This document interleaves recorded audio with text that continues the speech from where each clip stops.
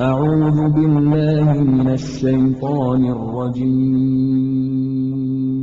بسم الله الرحمن الرحيم الحمد لله رب العالمين الرحمن الرحيم مالك يوم الدين தேதியும் நேரமும் அதில் இடம்பெற வேண்டும். In English,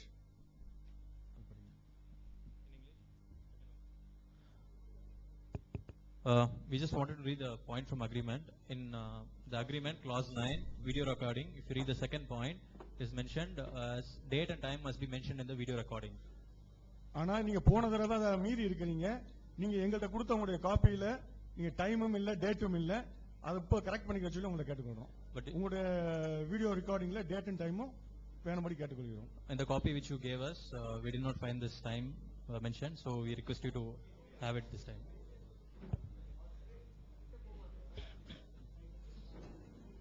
Please check whether it's corrected. Yeah. Yeah. Start, huh? அஸ்ஸலாமு அலைக்கும் வரஹ்மத்துல்லாஹி வபரகாத்துஹு. அன்பிற்குரிய சகோதரர்களே, தமிழ்நாடு தௌஹீத் ஜமாத் என்ற நம்முடைய பேரமைப்பின் சார்பாக சான் என்ற அமைப்போடு பைபிள் இறைவேதமா என்ற தலைப்பிலே ஒரு விவாதம் நடந்தது. அதுல இறைவனுடைய அருளால் பைபிள் இறைவேதம் இல்லை என்பதை சந்தேகத்திற்கு இடமில்லாமல் நாம் நிரூபித்தோம். எந்த அளவிற்கு என்று சொன்னால், அந்த விவாத சீடிகளை அவர்கள் வெளியிடுவதற்கு கூட கூச்சப்படுகிற அளவுக்கு அதை நாம் தெள்ளத் தெளிவாக நிரூபித்திருக்கிறோம். சொல்லுகிறோம். Assalamu alaikum warahmatullah. Dear brothers, we initially had a debate with San. In that debate, we debated on the topic, is Bible God's word? And by the grace of God, we got a miraculous victory in that, and that is implied by San. Not, they're hesitating to release the DVDs of the debate. So we'll begin our talk now. இப்போது குர்ஆன் இறைவேதம்தான் என்பதை எங்களுடைய தரப்பிலிருந்து நிரூபிப்பதற்கான விவாதத்திலே பங்கெடுத்துக் கொண்டிருக்கிறோம். குர்ஆன் இறைவேதம் தான் என்பதற்கு நாங்கள் ஏராளமான அடுக்கடுக்கான சான்றுகளை முன்வைக்க இருக்கிறோம். குர்ஆன் இறைவேதம் இல்லை என்று எதிர்த்தரப்பினர்கள் என்னென்ன வாதங்களை எடுத்து வைப்பார்களோ அந்த வாதங்கள் அனைத்திற்கும் ஒன்று விடாமல் அவர்கள் பைபிள் விவாதத்திலே முழித்தது போன்று முழிக்காமல் அனைத்திற்குமே தக்க பதிலையும் நாங்கள் கொடுக்க இருக்கிறோம். Now we are getting into the topic, is Quran God's word? In this debate, we'll essentially provide ample evidences from the Quran to prove that Quran is God's word. At the same time, we'll also refute all the allegations whatsoever they raise. And inshallah you will see that going forward. திருக்குர்ஆன் இறைவேதம் என்பதற்கு நாங்கள் எடுத்து வைக்கக்கூடிய ஏராளமான சான்றுகளிலே ஒரு முக்கியமான சான்றாக ஒன்றை இங்கே நாங்கள் முன்வைக்கிறோம். திருக்குர்ஆனில் 2வது அத்தியாயம் 23வது வசனம், 17வது அத்தியாயம் 88வது வசனம், 10வது அத்தியாயம் 38வது வசனம், 28வது அத்தியாயம் 49வது வசனம், இந்த 4 வசனங்களிலே குர்ஆன் ஒரு அறைகூவல் விடுகிறது. இது இறைவனுடைய வார்த்தை இல்லை என்று உங்களுக்கு ஐயம் இருக்குமானால் இது போன்ற ஒரு குர்ஆனை நீங்கள் கொண்டு வாருங்கள். இதுதான் அதற்குரிய குர்ஆன் விடக்கூடிய சவால். அப்ப இது இறைவேதம் தான் என்பதை பொய்ப்பிப்பதற்காக நீங்கள் முன் வந்து இது போன்ற ஒன்றை நீங்கள் கொண்டு வாருங்கள் என்று குர்ஆன் சவால் விடுகிறது. 1400 ஆண்டுகளாக இந்த சவால் முறியடிக்கப்படவில்லை, எதிர்கொள்ளப்படவில்லை. இந்த சவாலை முறியடிக்கிறோம் என்ற பெயரிலே அவர்களாக சில வசனங்கள், சில வார்த்தைகளை எழுதி இதோ கொண்டு வந்து விட்டோம் என்று சில பொய்யான பரப்புரைகளை செய்திருக்கிறார்கள். நிரூபிப்பது அப்படி அல்ல. எங்கள் முன்னிலையில வந்து இதோ நாங்கள் கொண்டு வந்து விட்டோம் என்று சொன்னால்தான் அதில் உள்ள கேள்விகள்லாம் நாங்கள் கேட்டு இது குர்ஆனை போல இல்லை என்று நாங்கள் சொல்ல வேண்டும். அந்த முறையில எந்த முறையில் ஒரு சவால் எதிர்கொள்ளப்பட வேண்டுமோ அந்த முறையில் இன்றைய தேதி வரைக்கும் இந்த குர்ஆன் விடக்கூடிய சவால் எதிர்கொள்ளப்படவில்லை. எனவே இது இறைவேதம் தான் என்பதற்கு தெள்ளத் தெளிவாக 14 நூற்றாண்டுகளாக நாங்கள் நிரூபித்துக் கொண்டிருக்கிறோம். The first and the foremost evidence we are going to place here is from the Quran. If you read Quran chapter 2 verse 23, chapter 17 verse 88, chapter 10 verse 38 and chapter 28 verse 49, these verses are posing a challenge in front of the humankind. It is posing a deliberate challenge that you cannot bring a verse, you cannot bring a book which is equal to that of the Quran. And this challenge is remaining unrefuted for 1400 years. And in order to falsify this, the few people came up with few verses and said, see, this is also looking like Quran. But this is a false propaganda. We are challenging here again that if you could show us those verses, if at all you have them, if you show those verses and say that this is also as per Quran, we will prove it to the people now that can never be the Quran. And that can never come in the esteem of Quran, that is nowhere comparable to the Quran. We are here to prove that one. அந்த அறைகூவலை இந்த சபையிலையும் வைக்கிறோம். இந்த அறைகூவல் குர்ஆன் போல ஒன்றை நீங்கள் கொண்டு வர இயலுமா? இயலும் என்றால் இங்கே கொண்டு வந்து அவர் கொண்டு வந்தார் இவர் கொண்டு வந்தார் என்று சொல்லாம இங்கே கொண்டு வந்து காட்டினால் அது குர்ஆனை போல இல்லை என்பதை நாங்கள் சொல்வோம். அதற்குரிய கேள்விகளை எல்லாம் நீங்கள் எதிர்கொள்ளக்கூடிய வகையில நீங்கள் எடுத்து வைத்தீர்களேயானால் அதையும் எதிர்கொள்ள நாங்கள் தயாராக இருக்கிறோம். If at all you are planning to bring that, and if you have an agenda to show those verses in front of the public, right in this debate, we are here to prove that can never be comparable to Quran. And you also anticipate few queries from us. You should also be prepared for all the questions we are going to raise, if at all you bring that kind of Quran. குர்ஆனை போல கொண்டு வர முடியாது என்றால் என்ன, அதனுடைய பொருள் என்ன என்பதையும் நீங்கள் விளங்கிக் கொள்ள வேண்டும். குர்ஆனை பொறுத்த வரைக்கும் அது பல விதங்களில் தனித்தன்மை வாய்ந்ததாக அமைந்திருக்கிறது. அதுல முக்கியமான பல தனித்தன்மைகளை நான் ஒவ்வொன்றாக சொல்கிறேன். குர்ஆனை பொறுத்த வரைக்கும் ரொம்ப குறைந்த சொற்களை கொண்டு விரிந்த அர்த்தங்களை அது உள்ளடக்கி வைத்திருக்கும். அது அனைவருக்கும் புரியக்கூடிய நடையிலும் இருக்கும். குறைந்த சொற்கள்ல நிறைந்த அர்த்தத்தை இலக்கியங்கள்ல சொல்வார்கள். அது பண்டிதர்களுக்கு புரியும், பாமரர்களுக்கு புரியாது. குர்ஆனை பொறுத்த வரைக்கும் பாமரர்களுக்கு புரியக்கூடிய நடையில சின்ன சொற்களில் அதிகமான விளக்கம் வரக்கூடிய வகையில குர்ஆனுடைய நடை அமைந்திருக்கிறது. உதாரணத்துக்கு சொல்வதாக இருந்தால், ஒரு தீயவர்களை சபிக்குதல் என்று வைத்துக் கொள்ளுங்கள், புரிந்து கொள்வதற்காக எப்படி இருக்கக்கூடாது என்பதற்காக வேண்டி நான் சில உதாரணங்களை சொன்னால் உங்களுக்கு புரியும். இப்ப கெட்டவங்களை கடவுள் சபிக்கிறாரு, கர்த்தர் சபிக்கிறாரு என்றால் கர்த்தர் சபிக்கிறார்னாலே போதும். ஆனால் இப்படி எல்லாம் உதாரணத்துக்கு சொல்லுவோம்னா பைபிள் எடுத்துக்கொள்ளுங்களேன். உபாகமம்ங்கிற ஒரு ஆகமத்துல 28வது அதிகாரத்துல 16ல இருந்து 40 வசனங்கள் வரைக்கும் கர்த்தர் சபிக்கிறார். உலகத்துல இந்த மாதிரி யாரும் சபித்து நீங்கள் கேள்விப்பட்டிருக்க மாட்டீர்கள். அப்படி சபிக்கிறார். எப்படி சபிக்கிறாரு? பட்டணத்தை நாசமா போகட்டும், வெளி நாசமா போகட்டும், கூட நாசமா போகட்டும், தொட்டி நாசமா போகட்டும், கற்பக்கனி நாசமா போகட்டும், கனி நாசமா போகட்டும், மாடு நாசமா போகட்டும், ஆடு நாசமா போகட்டும், உன்னுடைய வருகை நாசமா போகட்டும், போகை நாசமா போகட்டும், கொள்ளை நாசமா போகட்டும், நிர்மூலமா போயிருவ, ஈழ வந்துருவ, காய்ச்ச வந்துருவ, உஷ்ணமாயிருவ, எரிபந்தம் உன்னை தாக்கும், வறட்சி வரும், விஷப்பனி வரும், வானம் வெண்கலமா மாறிடும், பூமி இரும்பா மாறிடும், புழுதிமழை பெய்யும், மண்மழை பெய்யும், சிதறும், வரிசை இதுதான் சாபம். நாசமா போனா எல்லாம் வந்துருது. ஒரு கடவுள் சொல்வதற்கு நான் சின்ன அளவு சொல்லியிருக்கிறேன், இன்னும் நிறைய வருது. சிதறுண்டு போவாய், ஓடி போவாய், பிணமாகி பறவைக்கு உணவா போவாய், மிருகத்துக்கு உணவா போயிருவாய், பருக்கள் வரும், மூலவியாதி வரும், உனக்கு சொரிசிறங்கு வரும், புத்தி மயக்கம் வரும், குருட்டாட்டம் ஆடுவாய், மனத்திகை படைவாய், பார்வையெல்லாம் போயிரும், தடவி திரிவாய், ஒண்ணுமே உனக்கு கிடைக்காது, உதவ ஆள் இருக்காது, ஓம் பொண்டாட்டி அர்த்தம் கூட்டிட்டு போயிருவான், வீட்டை கட்டுவாய், குடியிருக்க மாட்டாய், திராட்சையை நட்டி அனுபவிக்க மாட்டாய், மாடு அடிக்கப்படும், கழுதை திருடப்படும், ஆடு எதிர்க்கு போயிரும், உன் பிள்ளைகளை அர்த்தம் ஓட்டிட்டு போயிருவான், பொம்பளை பிள்ளைகளை.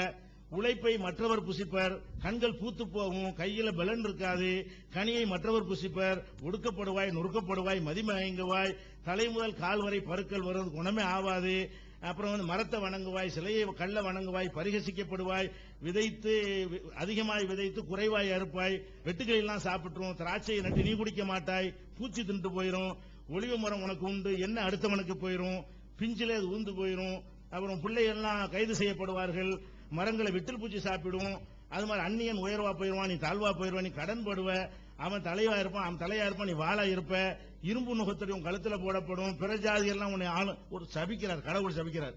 கடவுள் வார்த்தை எப்படியா இருக்கிறது? அப்ப குர்ஆன்ல எப்படி இருக்குன்னா எல் அன்ஹுமுல்லாஹ், இறைவன் அவர்களை சபிக்கிறான். அதுல எல்லாம் அடங்கி யார் யாருக்கு என்னென்ன கொடுக்கணும் அதுல அடங்கி போய் விடுகிறது. இப்படி உலகத்துல ஒரு மனிதன் கூட பேச மாட்டான். இந்த மாதிரி எல்லாம் இருக்கக்கூடிய விஷயங்கள் குர்ஆன்ல கிடையாது. இந்த பைபிள்ல நான் எடுத்துக்காட்டுன பாருங்களேன், இந்த மாதிரியான மேட்டர் வந்து குர்ஆன்ல கிடையாது.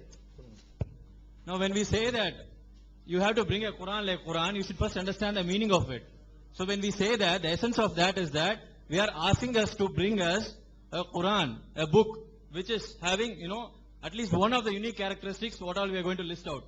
The first and foremost unique characteristic what we are placing here is that, people can elaborate few things, but by using minimum words, how is it possible to, elaborate a lot of things? That is what we are trying to explain here.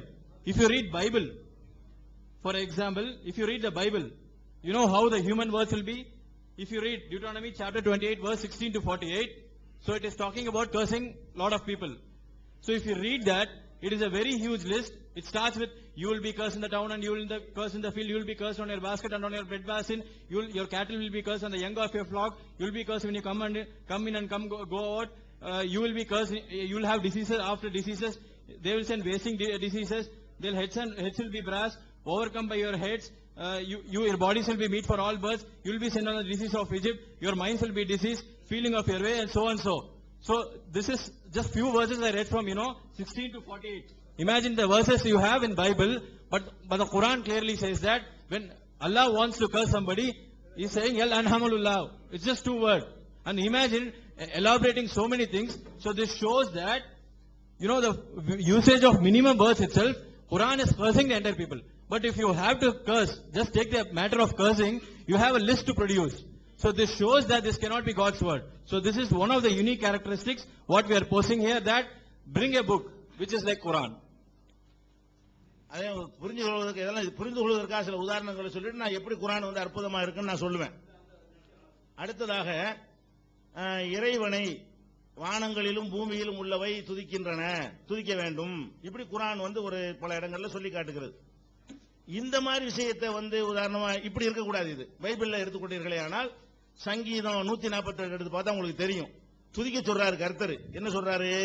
வானங்களில் உள்ளவையே, தூதர்களே, சேனைகளே, சூரிய சந்திரரே, சகல நட்சத்திரங்களே, வானாதி வானங்களே, ஆகாயத்தில் உள்ள தண்ணீர்களே, பூமியில் உள்ள வகையிலே, மகா மச்சங்களே, சகல ஆழங்களே, ஆழன்னு ஒரு பொருளே கிடையாது, சகல ஆழங்களே, அக்கினியே, கல்மலையே, உறைந்த மலையே, மூடுபனியே, பெருங்காற்றே, மலைகளே, மேடுகளே, கனிமரங்களே, கேதுருக்களே, காட்டு மிருகங்களே, நாட்டு மிருகங்களே, ஊரும் பிராணிகளே, இறகுள்ள பறவைகளே, பூமியின் ராஜாக்களே, சகல ஜனங்களே, பிரபுக்களே, சகல நியாயாதிபதிகளே, வாலிபரே, கன்னியரே, முதிர் வயதினரே, பிள்ளைகளே, இப்படி பெரியவர்களே, தாய்மார்கள்ங்கிற மாதிரி போய்கிட்டே இருக்கிறது. இப்படியாக நீங்க எல்லாம் கர்த்தரை துதியுங்கள், அனைவரும் துதியுங்கள். ஒரு சின்ன சொல்லுல சொல்ல வேண்டியதை இப்படி எல்லாம் சொல்லாம குர்ஆன் எப்படி பேசும் என்று சொன்னால் ரத்தின சுருக்கமா இருக்கும்.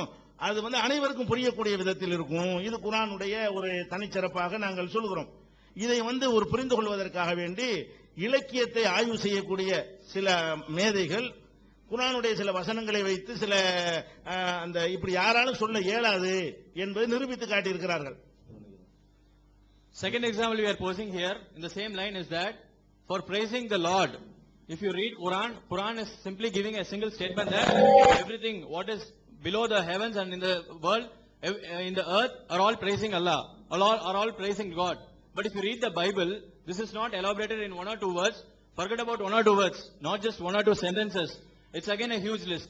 So if you read Psalms chapter 148 verse 1 to 14, in the 14 verses if you see, give praise to the Lord, let the Lord be praised from the heavens, give him praise in the skies, give praise to him, all your angels, give praise to him, all his armies, give praise to him, you sun, you moon, give praise to him, all stars of light, praise to him, you highest heavens and your waters which are over the heavens, the name of the Lord, for he gave the order, they were made, he has put them in their places, for he has given them their limits, which may not be broken. Give praise to the Lord from the earth, O you great sea beasts, the deep places, rain of ice, snow and mist, storm and wind, doing his word, mountains and all hills, fruit trees, all trees, mountains, beasts and all cattle, insects, winged birds, king of earth, all people, rulers. So this list goes on.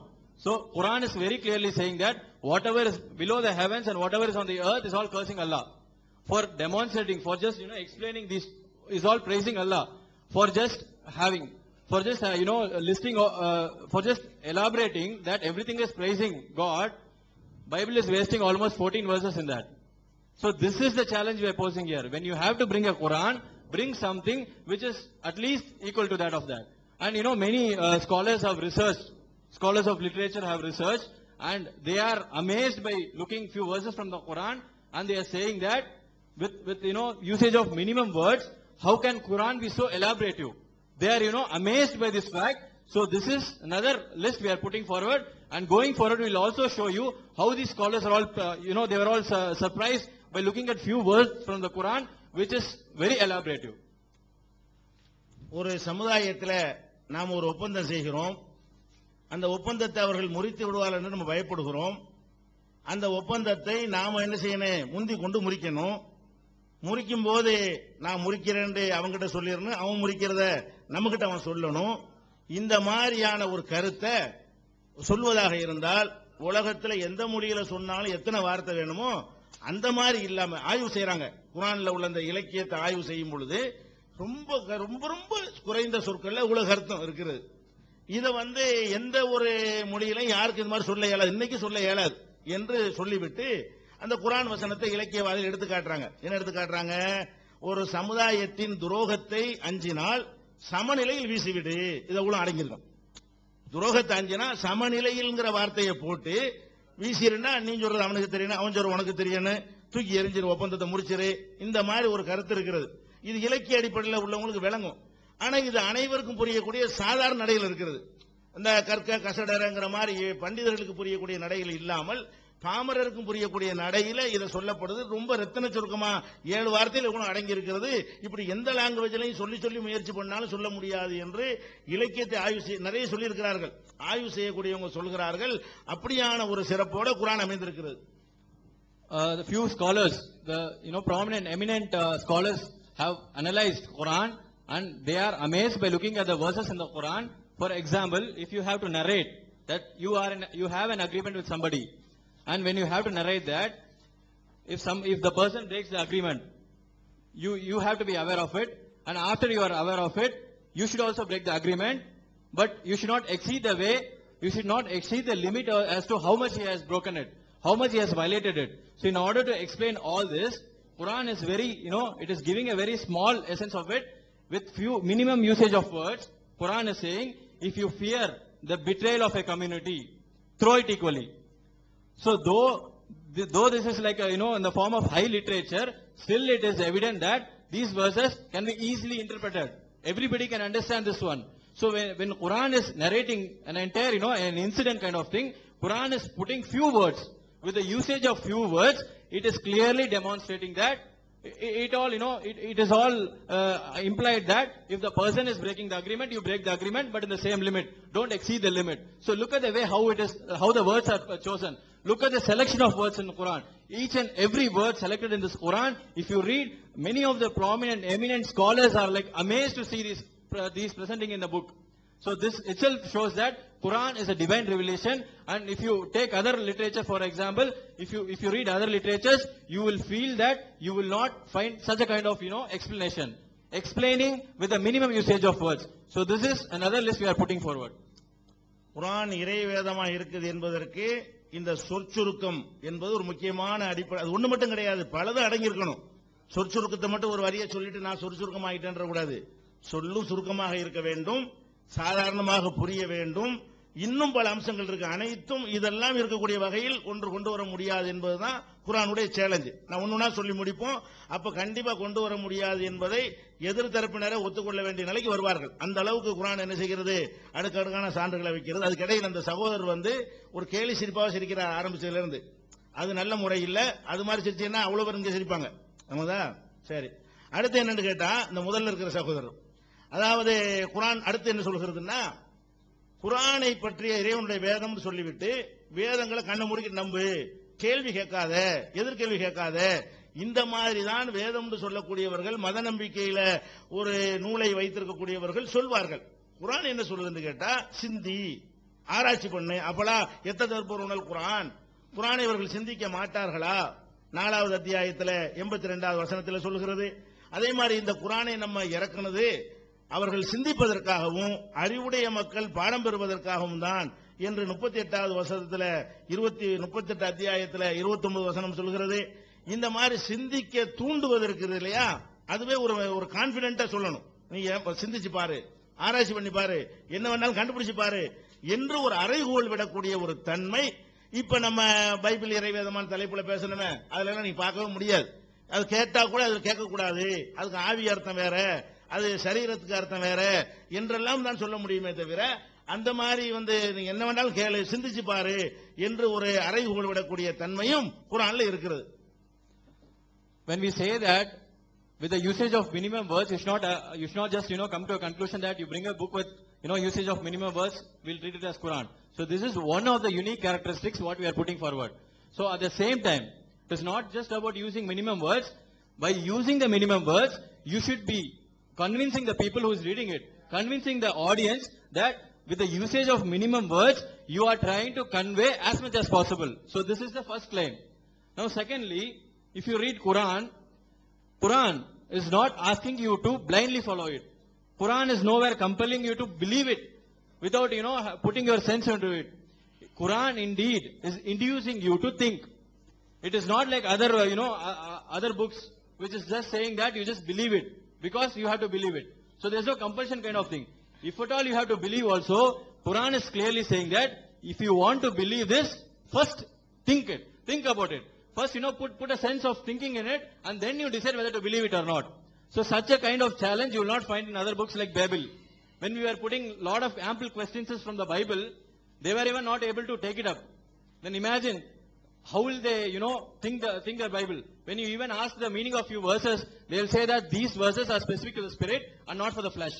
So they have this categorization. But Quran is not like that. When Quran says this challenge, it means it. For example, in Quran chapter 4 verse 82, Allah clearly says, "Afala yatadabbaruna al-Quran." Why don't you put your thinking in the Quran? Why don't you basically consider thinking in the Quran? Without thinking, Allah is not asking you to, blindly believe anything. So Allah is saying here that if at all you have to believe also, you should put your thinking. You should apply your senses. You should apply your sixth sense and then only decide. So this is one more uniqueness which Quran is saying. Also in chapter 38 verse 29, Allah is saying, if at all, you will definitely have to think. Without thinking, how can you think that this came from Allah? So Allah is inducing you to think, but at the same time, when you take the Bible is not asking you to think. Even if you think, you will believe that Bible cannot be God's word. That is a different story. But Quran is saying that you have to think, and when it says, Quran really means it. So this is the second unique character what we are putting forward to claim that Quran is a divine revelation. இறைவேதம் என்பது இறைவனை நம்மிடத்தில் நேரடியாக கொடுக்க மாட்டார். தூதர்கள்ங்கிற மனிதர்கள் வழியாகத்தான் அந்த வேதம் வரும். கொண்டு வரக்கூடிய அந்த தூதர் தெளிவா டிக்ளேர் பண்ணணும். எப்படி பண்ணணும்? இது என்னுடையதல்ல, இது கடவுளுடையதுதான், இதுல எனக்கு எந்த சம்பந்தமும் இல்ல. கொண்டு வந்தவர் அப்படி சொன்னாதான் அது முதல்ல இறைவேதத்துக்குரிய தகுதியை அடையும். குர்ஆன்ல எப்படி இருக்குன்னு கேட்டா, நான் என் புறத்தில் இதை மாற்ற முடியாது, வர்ற செய்தியைத்தான் நான் அறிவிக்கிறேன் என்று முகமதே நீ மக்கள்கிட்ட சொல்லு என்று குர்ஆன்ல 10வது அத்தியாயத்தில் 15வது வசனத்தில் கட்டளை இருக்கிறது. அதே மாதிரி இந்த முகமது நான் சொல்லாத இட்டுக்கட்டி சொல்வாரையானால் அவரை வழக்கரத்தால் பிடிப்பேன், கடுமையா தண்டிப்பேன் என்றும் குர்ஆன்ல ஒரு எச்சரிக்கையும் இருக்கிறது. கொண்டு வந்த இன்னும் நிறைய வசனங்கள் இருக்கு. இது 69வது அத்தியாயத்தில் 46வது வசனம். இன்னும் பல வசனங்கள்ல இதுக்கு முகமது நபிக்கு சம்பந்தம் கிடையாது. கொண்டு வந்தார யார் இறைவேதம் என்று என்கிட்ட சொன்னாரோ அவர் வாயினாலே சொல்லப்படுகிறது, இது முகமது நபியுடைய சொல்லு இல்ல, கடவுளுடைய சொல்லுதான். இப்படி தெள்ள தெளிவாக இருக்கிறது. புரிந்து கொள்வதற்காக நான் சொல்வதாக இருந்தால், இப்ப லூக்காங்கிறவரை எழுதினது இறைவேதம் என்று நம்புகிறார்கள். அவர் என்ன சொல்றாருன்னு கேட்டா, திட்டமாய் விசாரித்து அறிந்ததை எழுதினேங்கிறார். லூக்காவுல 1வது அதிகாரத்துல 2ல இருந்து 4 வரைக்கும் பாத்தீங்கன்னா, இது நாங்க கருத்துட்டு இருந்தெல்லாம் வாங்கல, விசாரிச்சு மக்கள்கிட்ட விசாரிச்சு பார்த்து எழுதியிருக்கிறோம். இப்படி இருக்கக்கூடாது. இறைவேதம் அதுவே பொய்யாக்க கூடாது. அது பைபிள் தன்னையே பொய்யாக்கி கொள்கிறது. அதே மாதிரி பவுல் என்ன சொல்றாரு, அவர் எழுதிக்கிறாரு, அதை இறைவேதம் நம்புறாங்க.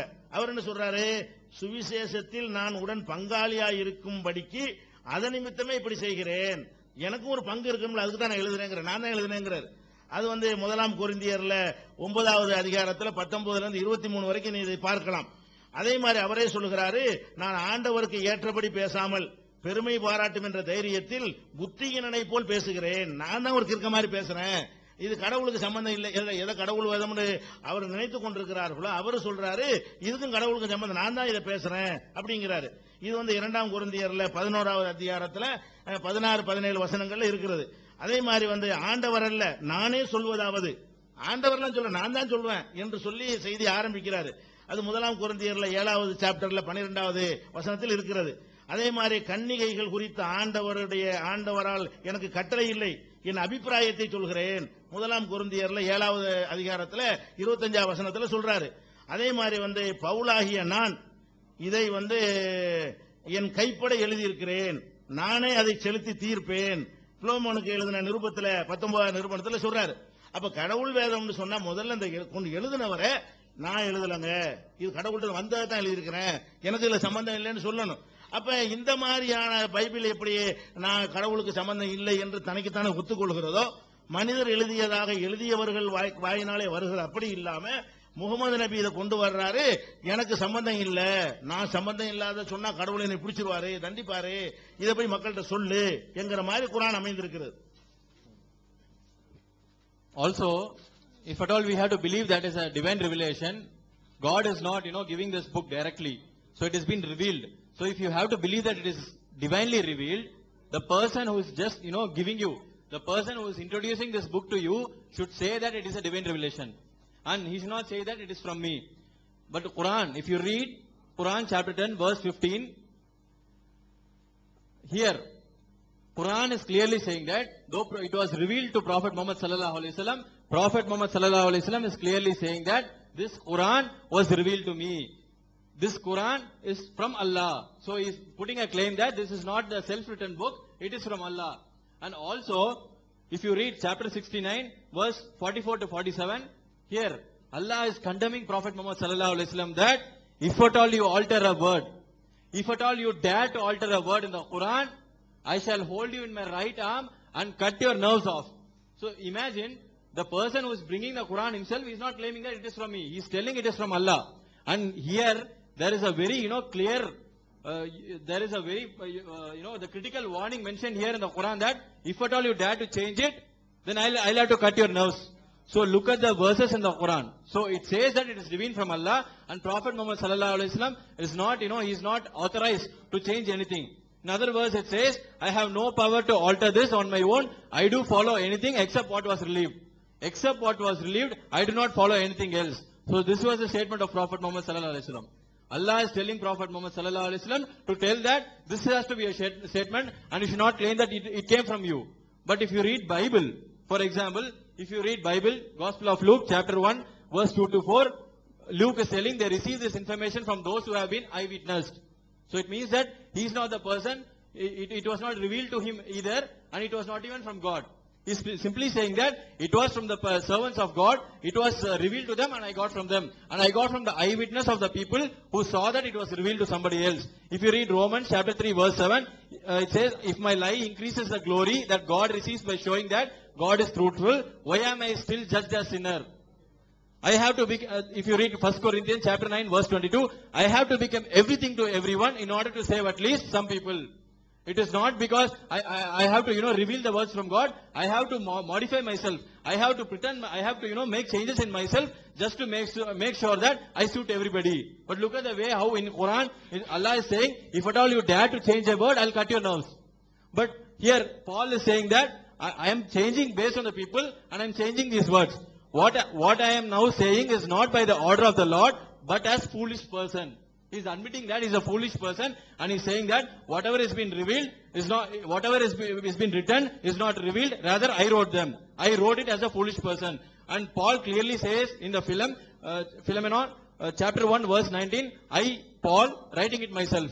It's like a letter you write from Paul, kind of thing. So it is not a divine revelation. And also in 1 Corinthians chapter 7, verse 12, Paul says, but to the rest I say, and not the Lord. I just say, it is not from the Lord.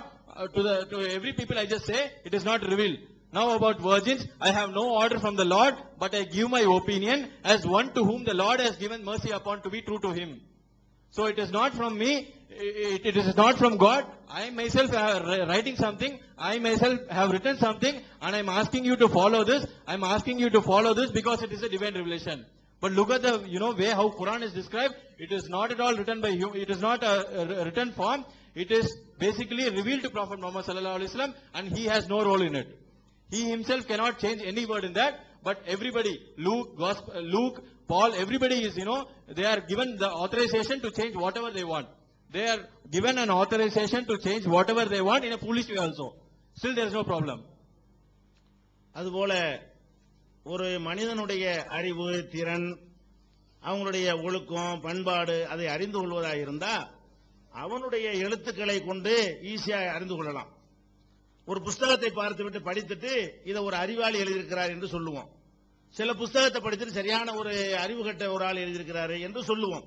அதுல சொல்லக்கூடிய செய்திகள் சொன்ன ஆளுடைய தரத்தை காட்டி தந்துடும். ஒரு புஸ்தகத்தை நூலை படித்தோம் என்று சொன்னால் அதில் சொல்லப்படுற செய்தி தரத்தை எடப்படுவதற்கு உதவும். இப்ப குர்ஆன் கடவுளுடைய வேதம் என்று நாங்கள் முஸ்லிம்கள் நம்புகிறோம் என்று சொன்னால் கடவுள்னா யாரோ அதை காட்டுற மாதிரி இருக்கணும். ஒரு நண்பன் பேசுற மாதிரியோ, ஒரு அடிமை பேசுற மாதிரியோ, ஒரு பலவீனன் பேசுற மாதிரியோ, ஒரு பைத்தியக்காரன் பேசுற மாதிரியோ, ஒரு கேலி கிண்டலுக்கு உள்ளாகக்கூடியவர் பேசுவார்கள். அந்த மாதிரி இல்லாம அகில உலகத்தையும் படைத்தவன் எந்த ஒரு தரத்தில் இருந்து பேசுவானோ அந்த மாதிரியாக அதனுடைய பேச்சுக்கள் இருக்க வேண்டும். புரிந்து கொள்வதற்காக தான் சில ஆப்போசிட்டா சொன்னா தான் சிலது தெளிவா புரிந்து கொள்ள முடியும். உதாரணமா என்னன்னு கேட்டா, இப்ப பைபிள்ல கடவுள் சொன்னதா வருது. என்ன சொல்றாரு? நான் புலம்பி அலறுவேன், பறிகொடுத்தவனாகவும் அம்மனமாகவும் நடப்பேன், ஓரிகளை போல் ஊளையிட்டு ஆந்தையை போல் அலறுவேன். இது கடவுள் சொன்னதா இருக்கிறது. எதுல இருக்குது? மீகாவுல 1வது அதிகாரத்துல 8வது வசனத்தில் இருக்கிறது. கடவுள் இப்படி போய் சொல்லுவாரு, அம்மனமா நடப்பேன், ஆந்தை போல ஊளையிடுவேன், அலறுவேன். அது ஒரு கிறுக்கன் சொல்லுவானே தவிர கடவுள் சொல்ல மாட்டார். அப்ப கடவுள் சொன்னதாக அந்த வார்த்தை இது கடவுளுடைய ஒன்னு தரத்தை குறைக்கிறது, இல்லைன்னா கடவுள் சொல்லலன்னு காட்டி விடுகிறது. இந்த மாதிரி கடவுள் சொன்ன மாதிரியான ஒரு அம்சம் குர்ஆன்ல நீங்க பார்க்கவே முடியாது. கடவுள்டா என்ன இடத்தில் வைக்க வேண்டுமோ அந்த இடத்தை அவர் கொடுத்து வைத்து தான் குர்ஆன் பேசுகிறது. ஒரு இடத்துல கூட கடவுளை இறக்காது. முகமது நபியை கூட வன்மையா கண்டிக்கப்படும் சில இடங்கள்ல. எதுக்காக வேண்டி? கடவுளுடைய இடம் போயிடக்கூடாதுக்காக வேண்டி. அப்படிதான் கடவுளுடைய தன்மை இருக்க வேண்டும். அதே மாதிரி எரேமியாவுல 15வது அதிகாரத்துல 6வது வசனத்துல நான் பொறுத்து இளைத்து போனேன் என்று கர்த்தர் சொல்லுகிறார். கடவுள் மெலிஞ்சு போயிட்டேன்னு சொல்லுவாரா? கடவுள் மெலிஞ்சு சாப்பாடு கிடைக்கலையா? அல்ல இது கவலைப்படுவாரா? கவலைப்பட்டு மெலிஞ்சு போறதுக்கு அது என்ன அப்ப மனிதனுடைய பாடி மாதிரி உள்ளதா அது? அப்ப கடவுளை பற்றி பேச இந்த வார்த்தையை சொல்லுகிறது இது இது கடவுள் சொன்னதா இருக்காது. அப்படிதான் முடிவு பண்ணணும். அது ஒரு கிறுக்கன் சொன்னா இருக்க முடிவு பண்ணணும். அப்படி இப்படி இருக்கல. இந்த மாதிரி நான் கடவுள் நான் மெலிஞ்சு போயிட்டேன், எனக்கு சாப்பாடு கிடைக்கல, எனக்கு தூக்கமே வரல, இந்த மாதிரியான வார்த்தைகள் கடவுள் வேதத்தில் இருக்குமையானால் அதுவே சொல்லும் அது கடவுள் வார்த்தை இல்லை என்று சொல்லும். அதே மாதிரி யாக்கோபுங்கிறவர்கிட்ட கடவுள் மல்யுத்தம் பண்றாரு. கடவுளுக்கு அதாவது வேலை ஆகுண்டு ஆயிரும். கடவுள் என்ன செய்யணும்? ஒரு ஆளை அழிக்க நினைச்சா அழிஞ்சிருவாரு, போனா போயிருவாரு. அதை செய்யணும். அதை விட்டு என்ன செய்யறாரு? யாக்கோபோட மல்யுத்தத்துக்கு போன தடவை கூட சொல்லி காட்டிருக்கிறோம், தொடச்சந்தையெல்லாம் பிடிச்சாருன்னு சொல்லிட்டு. இது தொடைக்கல கையை விட்டு பிடிக்கிறதும் சண்டை பிடிக்கிறதும் கடவுளுடைய வேலையா? அதுக்கு நான் சொல்ல வரல. இந்த வார்த்தை காட்டி கொடுக்கிறது கண்டிப்பா கடவுள் இப்படி செஞ்சு இருக்க மாட்டாரு. கடவுளுக்கு தேவையும் இல்ல. கடவுள் விளையாட்டு பொருள் கிடையாது. மனிதனுக்கு சரிக்கு சரா நின்றுகிட்டு விளையாடுற ஒரு ஆள் கடவுளா இருக்க முடியாது என்பதை காட்டுகிறது. இந்த மாதிரியான ஒரு அம்சம் எல்லாம் நீங்க குர்ஆன்ல தேடி தேடி பார்த்தாலும் அந்த மாதிரி இருக்காது. அவனுடைய தரத்தை குறைக்கக்கூடிய விஷயத்துல ஒண்ணு கூட இருக்காது. The next claim what you are putting here, the next evidence that the Quran is God's word is because in Quran if you read Quran and if you have to understand God, you have to read Quran. If you read the verses from the Quran about describing God, nowhere you will find that it is degrading. Nowhere you will find that God is degrading himself. The words, whatever is in the Quran, nowhere you will be able to find that it is like humiliating the God. It should always be, having high esteem. It should always hold high majesty. It should always hold the glory of God, and not the way how it is humiliated. Not the way how it is humiliated in the Bible. Quran is saying about God, when it has to define about God, it is nowhere compromising on the majesty of God. But alternatively, if you read the Bible, for example, in Micah chapter 1, verse 8, you will find the way how the God is degraded in the Bible. Here, for this is, I will be full of sorrow and give cries of grief. I will go uncovered, unclothed. I will give cries of grief like the jackals, and will be in sorrow like the ostriches. Can you ever imagine that God will be like that? God is saying that He will howl like a jackal. He will go naked. So these words you cannot attribute it to God. These words cannot be befitted to the God. It is always, if you read the verses in the Quran, it will always be demonstrating the glory of Allah. It will always be demonstrating the glory and majesty of God, and not the way how it is humiliated in the Bible. Also, if you read, it has already been discussed in the previous topic, but just wanted to, put a highlight. When we have to explain something, you should also understand, if you have to understand the, esteem, how it is given in Quran, you should also understand the way how it is, humiliated in the Bible.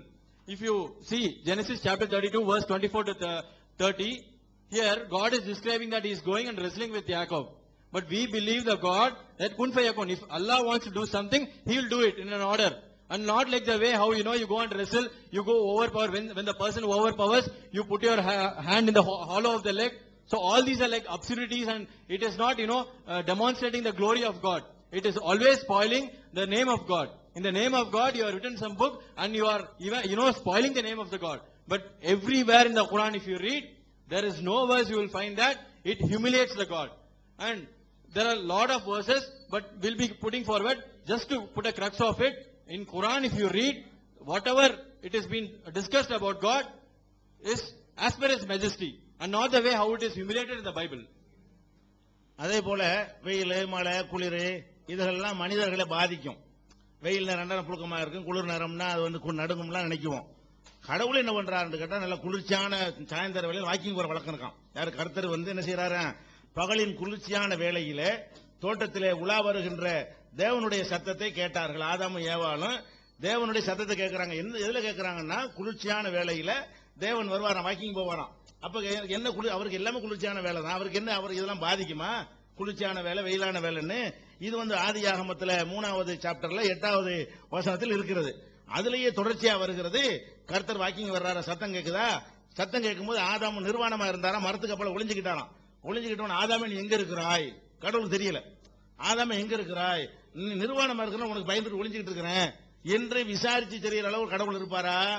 அவர் எங்கே இருக்கிற அனைத்தையும் பார்ப்பார் என்று நம்பக்கூடிய ஒரு கடவுள் வந்து ஆதாம் ஒளிந்து கொண்டது தெரியலன்னு கேட்டு தெரிந்து கொண்டார் என்று இருந்தால், இந்த வார்த்தையை சொல்லுகிறது இது கடவுளுடைய வார்த்தை இல்ல. கடவுள் வாக்கிங் பண்ண கண்டிப்பா சொல்லியிருக்க மாட்டாரு. கடவுள் வந்து இந்த மாதிரி எங்க ஒளிஞ்சிருக்கேன்னு கேட்டு தெரிஞ்சுக்கிற மாட்டாரு என்பது நமக்கு தெளிவாக தெரிகிறது. அதே மாதிரி ஆதியாகமம் 3:8 to 10 நீங்கள் பார்க்கலாம். அதே மாதிரி வந்து கடவுள் மனுஷனை பூமியில படைக்கிறாரு. படைக்கும் போது அவருக்கு என்ன தெரியும்? இதில் நல்லவன் இருப்பான், கெட்டவன் இருப்பான், கெட்ட செயல் செய்வார்கள், அக்கிரமம் பண்ணுவார்கள், கொலை செய்வார்கள், விபச்சாரம் பண்ணுவார்கள், அதெல்லாம் தெரிஞ்சுதான் படைக்கிறார். அதுல வந்து மாற்று கருத்து கிடையாது. ஆனா கடவுள் என்ன செய்யறாராம், தாம் பூமியிலே மனுஷனை உண்டாக்கினதற்காக கர்த்தர் மனஸ்தாபம் கொண்டார், அது அவர் இருதயத்துக்கு விசனமாக இருந்தது என்று ஆதியாகமத்தில் 6வது அதிகாரத்தில் 6வது வசனம் சொல்லுகிறது. அதே விசனப்படுறார் அவர். அவர் தெரிஞ்சான படைச்சாரு. அப்ப நம்ம எல்லாம் மனிதன் இப்படித்தான் நடப்பான்னு அவருக்கு தெரியாதா? அப்ப கடவுளுக்கு வந்து மனிதனை பற்றி ஒண்ணுமே தெரியலன்னு சொல்லுத இப்படியான விஷயங்கள்லாம் குரான்ல பார்க்க இயலாது. குரானை பொறுத்த வரைக்கும் எப்படி இருக்கும்னு கேட்டா, கடவுள் பேசினால் அவனுடைய அறிவு, அவனுடைய ஆற்றல், அவனுடைய திறமை, அவனுடைய அதிகாரம், அவனுடைய வல்லமை, அவனுடைய பவர், அதை நிலைநாட்டக்கூடிய வகையில் அந்த வார்த்தைகள் கடவுள் பேசினால் எப்படி பேசுவாரோ அந்த மாதிரி இருக்குமே தவிர, ஒரு மனிதன் எழுதும் போது அவன் அறியாம இதெல்லாம் வந்துடும். மனுஷன் எழுதுனதுனாலதான் அவன் வாக்கிங் போற மாதிரியே வாசகத்தை எல்லாம் போட முடியுது. கடவுள் வாக்கிங் போனார்லாம் எழுதுற காரணம் என்ன? மனிதர்கள் எழுதும் போது தன் மாதிரியே தான் என்ன செய்வாங்க, அவங்க நினைப்பார்கள். அது கழிச்சுக்கிட்டீங்களா?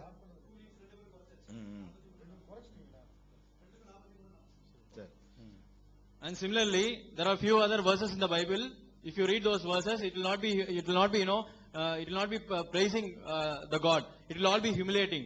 For example, if you read Jeremiah chapter 15, verse 6, it will say, "You have left me, declares the Lord. You have turned your back on me, so I will use my power against you and destroy you. I am tired of showing compassion to you."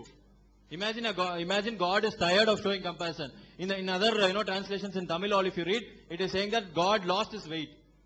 So if you attribute such qualities to God, then imagine the human interpolation in the Bible. When Quran is speaking about God, it will be like the way how it is divinely revealed. It will be, it will nowhere compromise on the majesty of God. But in the Bible, if you see, everywhere you will find these verses like correlating, God to going on an evening walk. Just like the way how humans would do it. If you read Genesis chapter 3 verse 8, here God is going on a walk in the, evening in the wind. So imagine God is, suffering from all temperature. God is, prone to be affected by temperatures. Can you imagine God to be like that? It is all showcasing that Bible is not divinely revealed. Bible was written by somebody else who put their own feeling into it. When I'm writing a book, I'll assume the characters in the book to be like, have some qualities in me. So just like the way how you write a book, Bible is been written. But it is not the way how, it has been revealed. And if you read Genesis chapter 3 verse 8 to 10, Adam in the Garden of Eden is hiding from God. Can you imagine a place where you can go and hide from the vision of God? Is there any demilitarized zone from the God? Is there any place wherein you will not have the control of God? So this is demonstrating that this cannot be revealed by God. It is written by somebody else. Also in Genesis chapter 6 verse 6 to 7, God is